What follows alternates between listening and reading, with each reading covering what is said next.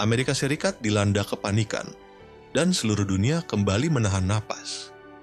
Di saat yang sama, Vladimir Putin tampil mengenakan pakaian kamuflase militer, mengumumkan uji coba rudal nuklir terbaru bernama Burevestnik, senjata dengan jangkauan nyaris tanpa batas. Ironisnya, ketika Donald Trump justru menunda pertemuan puncak dengan Putin, Moskow menanggapinya dengan unjuk kekuatan yang mematikan. Hubungan antara Amerika Serikat dan Rusia pun kembali masuk ke fase yang tegang. Meski sebelumnya sempat dipuji sebagai awal dari era baru diplomasi realis. Pertanyaannya kini, apakah ini akhir dari diplomasi atau justru babak pembuka menuju Perang Dunia Ketiga? Tetaplah di sini, karena ketegangan antara Amerika dan Rusia kali ini jauh lebih menakutkan dari yang bisa dibayangkan.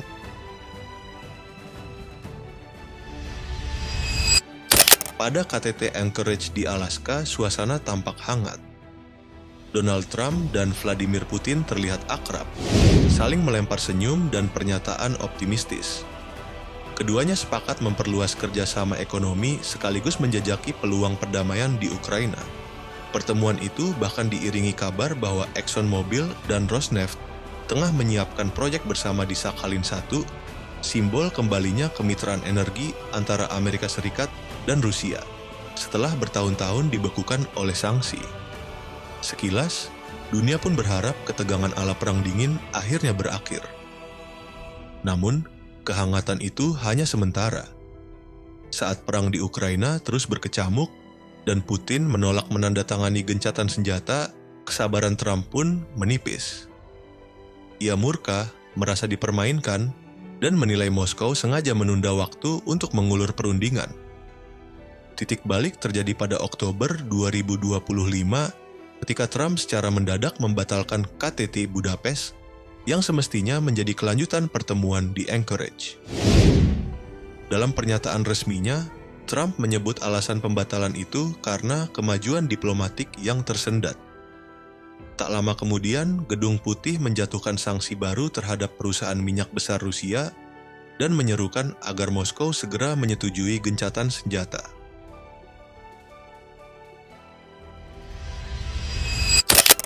Walaupun hubungan dengan Amerika Serikat memburuk setelah batalnya KTT Budapest, Rusia sama sekali tidak menunjukkan rasa goyah. Negeri itu berdiri kokoh, seakan badai sanksi hanyalah angin dingin yang lewat di atas padang salju Siberia. Di mata Kremlin, langkah ekonomi baru Washington tak punya bobot. Banyak pakar menjulukinya sanksi hantu karena dampaknya hampir tak terlihat terhadap stabilitas ekonomi Rusia. Hubungan dagang kedua negara kini tinggal cerita lama. Aktivitas perdagangan anjlok hingga 90% sejak 2021 membuat upaya tekanan dari AS kehilangan makna. Menariknya, Dana Moneter Internasional justru memproyeksikan pertumbuhan Rusia mencapai 1,5% pada 2025. Berkat langkah cepat, Kremlin mengalihkan arah perdagangan. Moskow kini mempererat hubungan dengan Cina, Iran, India, Turki, dan Korea Utara, sekutu-sekutu yang berani menantang dominasi ekonomi Barat. Sementara itu, BRICS berubah menjadi panggung utama tempat Rusia menata kembali kekuatan ekonominya. Akibatnya, setiap ancaman embargo atau tarif baru dari Washington justru berbalik menyakiti diri mereka sendiri. Sebagian besar impor Rusia, seperti pupuk dan energi, kini tak lagi signifikan. Sementara industri dan sektor pertanian USDA harus menanggung lonjakan harga. Upaya menekan Moskow pun kehilangan taji, sementara Kremlin melangkah mantap ke arah Asia dan negara-negara berkembang. Ketahanan Rusia juga tercermin di medan perang. Dalam beberapa pekan terakhir, pasukan mereka dilaporkan berhasil mengepung lebih dari 10.000 tentara Ukraina di Kupiansk dan Pokrovsk, dua wilayah strategis di Donetsk dan Kharkiv. Operasi itu menjadi bukti kejelian Jenderal Valery Gerasimov yang menekan lawan dari 3 arah, utara, tengah, dan selatan, demi memutus jalur logistik Kiev menuju Dnieper. Laporan dari garis depan menggambarkan Pokrovsk kini berubah menjadi kuali maut versi baru, Bakhmut 2.0. Pasukan Ukraina terkepung tanpa suplai dan kehilangan jalur komunikasi yang efektif. Krisis personel pun makin parah. Wajib militer dilakukan secara paksa, puluhan ribu pria muda kabur menuju perbatasan, sementara ratusan ribu warga sipil telah meninggalkan tanah air mereka. Kelelahan di pihak Ukraina justru menjadi keuntungan strategis bagi Rusia. Setiap kilometer, wilayah yang direbut memperkuat posisi tawar Moskow, baik di meja perundingan maupun untuk menutup peluang negosiasi sepenuhnya. Ironisnya, semakin keras Amerika Serikat menekan dengan sanksi, semakin berisiko pula sanksi balasan Rusia menghantam balik. Sekitar 20% pasokan uranium mentah as masih datang langsung dari Rusia, dan 30% lainnya berasal dari negara-negara yang terhubung dengan Moskow, seperti Niger, yang kini juga berada dalam lingkar pengaruh Kremlin. Jika Moskow memutus ekspor uranium atau gas cairnya, industri energi nuklir di AS dan Eropa akan menghadapi kekacauan besar. Kekuatan Rusia bukan hasil nekat, melainkan hasil perhitungan yang matang. Dengan ekonomi yang terdesentralisasi, cadangan devisa yang besar, dukungan kuat dari blok timur, serta kemajuan militer bertahap di Ukraina, Moskow kini memiliki posisi tawar jauh lebih kuat dibanding setahun lalu. Sanksi baru mungkin masih akan terus mengalir dari Washington, tetapi Kremlin telah mempersiapkan diri menghadapi badai itu sejak lama. Dunia kini menyaksikan kebalikan dari prediksi banyak pihak. Rusia yang dulu diperkirakan runtuh karena tekanan Barat, justru berhasil menyeret lawan-lawannya ke dalam jebakan ekonomi dan geopolitik yang mereka rancang sendiri.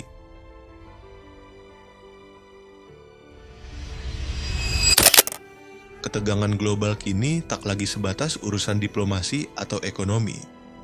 Situasi sudah melangkah ke fase yang jauh lebih berbahaya, ancaman nyata pecahnya perang dunia. Langkah Amerika Serikat yang memberi izin kepada Ukraina untuk menembakkan rudal jarak jauh, Storm Shadow, langsung ke wilayah Rusia, menjadi titik balik paling genting sejak awal invasi 2022.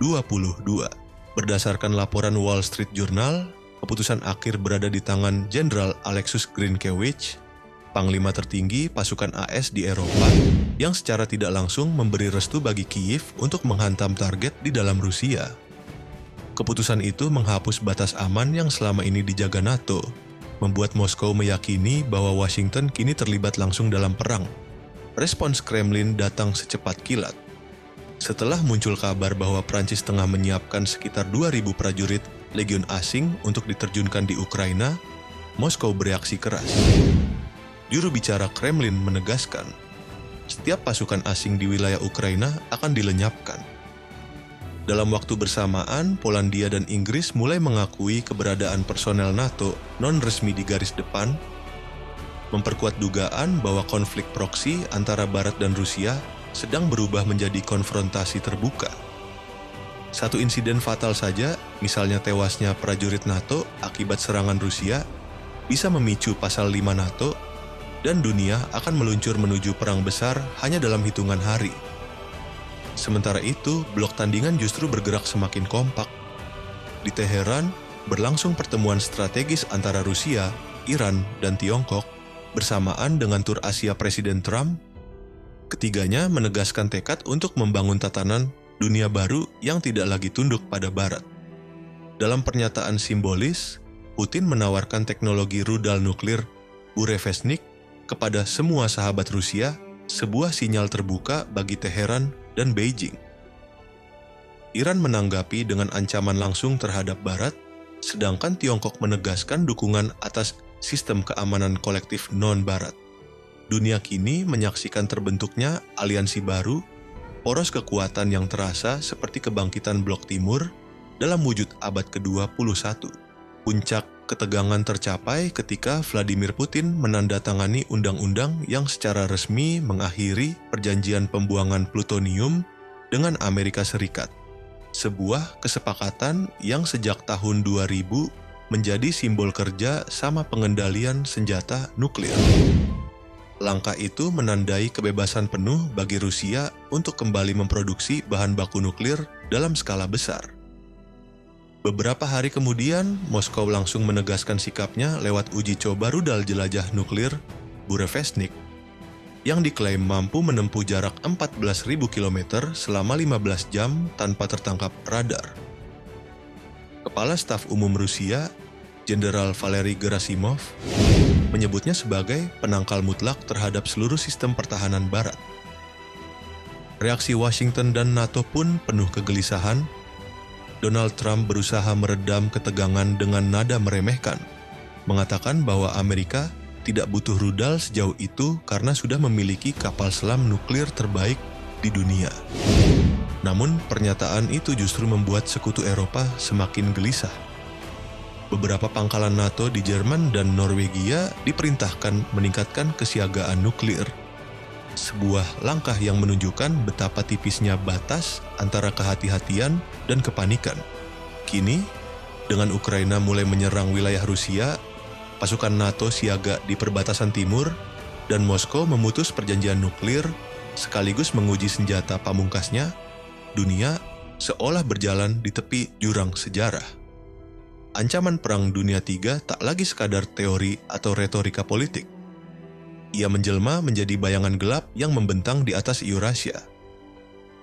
Setiap keputusan dari Washington hingga Moskow, dari Paris hingga Beijing, bisa menjadi percikan kecil yang menyalakan api perang terbesar abad ini.